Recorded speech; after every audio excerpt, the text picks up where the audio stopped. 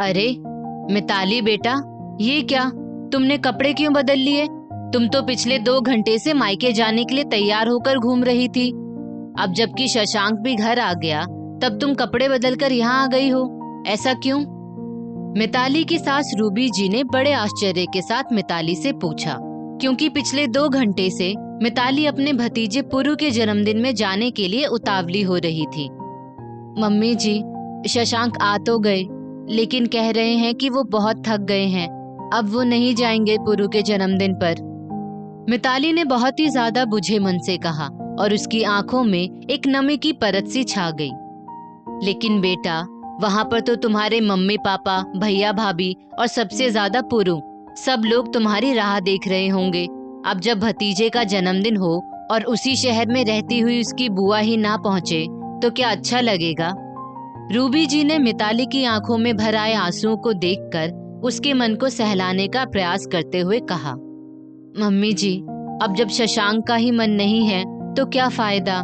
मैं अकेले थोड़ी ही ना जाऊंगी वहां पर। सब लोग मुझसे ज्यादा शशांक के बारे में ही पूछेंगे। आप परेशान मत होइए, हम लोग कल चले जाएंगे। मिताली ने ठंडी सांस भरते हुए कहा। ऐसा कैसे बेटा? पुरु के जन्मदिन का उत्सव आज है। वो तो बेचारा सोच रहा होगा कि जल्दी से उसकी बुआ आए और वो केक काटे। सुबह से कितनी बार फोन कर चुका है कि दादी जी, बुआ जी को जल्दी भेज दीजिएगा, और अब तुम जा नहीं रही हो। वैसे तो मैं खुद ही चलती तुम्हारे साथ, लेकिन तुम्हारे पापा जी भी टूर पर से वापस आने वाले हैं तो अच्छा नहीं लगता। मैं अभी शशांक से बात करती हूँ। ये लड़का कभी कुछ समझना ही नहीं चाहता, पता नहीं कब बड़ा होगा।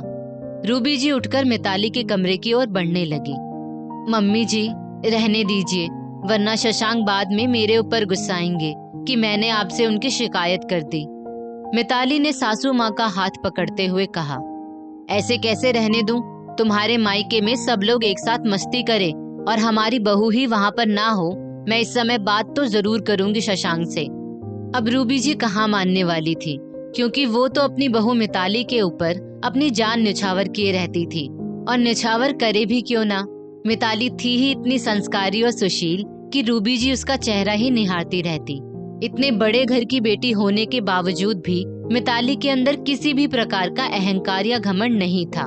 बात ऐसे करती कि जैसे मंदिर से घंटी की मीठी मीठी ध्वनि आ रही हो। शादी के 3 साल बाद भी उसने किसी से ऊंची आवाज में बात नहीं की थी। कहीं भी आती जाती तो अपने सास ससुर रूबी जी और नवीन जी से पूछे बगैर नहीं जाती, जबकि रूबी जी और नवीन जी उसको कभी भी किसी भी बात के लिए मना नहीं करते। लेकिन तब भी वो रूबी जी और नवीन जी का हर प्रकार से सम्मान करती। शशांक बेटा, क्या बात है? ये मिताली क्या कह रही है कि तुम पुरु के जन्मदिन पर नहीं जा रहे? उसने तो तैयार होने के बाद फिर से कपड़े बदल लिए। रूबी जी ने अपने बेटे शशांक के पास जाकर कहा, हाँ मम्मी, आज दुकान पर बहुत ज्यादा काम था, बहुत थक गया हूँ। हर साल तो जाती ही है मिताली पुरु के जन्मदिन पर, एक बार नहीं भी जाएगी तो कोई आफत थोड़ी ही ना आ जाएगी। और फिर मैंने इससे कहा भी कि तुम अकेली ही चली जाओ, तब भी नहीं मान रही है। शशांक ने थोड़ा खींचते हुए कहा, ऐसे कैसे चली जाए? वैसे तो हर साल हम चारों ही लोग जाते थे, और इस बार वो अकेली जाए तो क्या अच्छा लगेगा? और उसके रिश्तेदार उससे बाकी सबके ना आने की वजह पूछेंगे तो क्या बताएगी वो? याद है, अभी थोड़े ही दिन पहले तुम्हारे बड़े ताऊ जी के पोते के जन्मदिन पर मिताली के सिर में कितना तेज दर्द था, लेकिन फिर भी वो हम सब लोगों का सम्मान रखने के लिए हम लोगों के साथ में गई। तो क्या सारे व्यवहार निभाने का ठेका बहुओं और उनके मायके वाले ही लेते हैं? दामाद और उसके घर वालों का कुछ फर्ज नहीं बनता? देखो तो जरा, उसका चेहरा कितना उतर गया है, फिर भी कुछ नहीं कह रही। चलो उठो, फटाफट मुंह हाथ धोकर तैयार हो जाओ, और मिताली बेटा, तुम भी फटाफट फिर से चेंज करो और मायके जाओ। वहाँ सब लोग तुम लोगों का इंतजार कर रहे होंगे।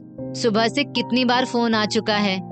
रूबी जी अपने बेटे बहू दोनों को ही एक तरह से आदेश देते हुए बोली, मम्मी, आप भी ना बिल्कुल जिद पर अड़ जाती हैं।